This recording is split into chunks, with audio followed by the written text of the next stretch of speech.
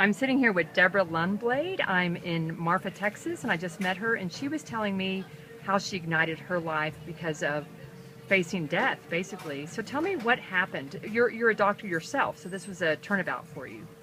This was a complete change in my life. I have been living my life, just working ridiculously hard and just completely focused on, my work.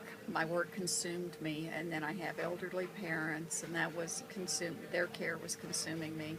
I had no energy left, and I've been feeling sick for 3 years and have basically been misdiagnosed.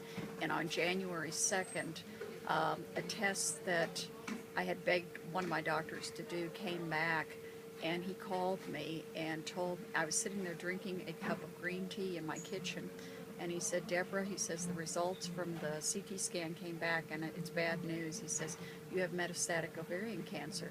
So in the blink of an eye, I went from making stupid New Year's resolutions like I got to exercise more, or maybe I shouldn't spend so much at Neiman Marcus, to suddenly dealing with my life.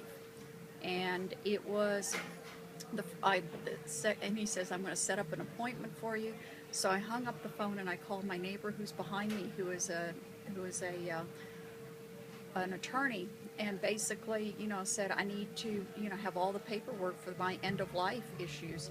Got that squared away, and so I was suddenly dealing with the end of my life when I had been going full tilt. I crashed into a wall, and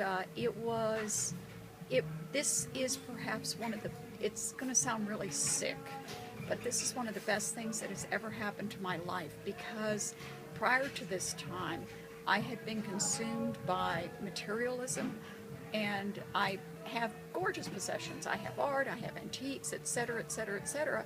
Unbelievable, unbelievable wardrobe. And now, all of a sudden, I realize it means nothing. And possessions just weigh you down. And so now what I'm doing is just breathing in life, having experiences. I've had chemo, basically it's controlled poisoning, and felt unbelievably bad, and had major surgery that thank God I survived, and recovered from that. And my last chemo was probably about 6 weeks. When was it? Maybe it's more than 6 weeks, 8 weeks ago. And I'm feeling better and better, but I will never, ever, ever be back to where I was before. And you have to learn to accept and say, this is the way it is now. This is the new normal. And so that's my mantra. This is the new normal. And I had so many friends came out of the woodwork, and you realize who your real friends are. And you have wonderful experiences, like stupid experiences, like playing dominoes all night, which you never do.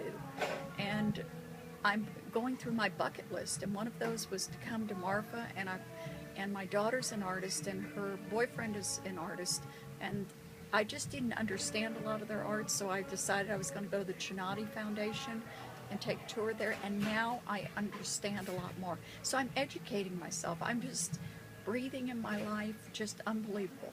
I meditate, and I'm getting better at it, but it's really incredible when you can actually try to quiet your mind and focus it. And these are things that I was so, I was forced into it. Basically, I was going so fast, and I just had to be beaten down into the ground for me to go ahead and realize this. And it has ignited a new life in me. That's beautiful. Thank you so much. Now, are you still practicing as a physician? No. I have been forcibly retired. I don't want this. I've gone from a high economic standard to a poverty level economic standard. I'm going to sell my house. I'm selling off all my possessions bit by bit.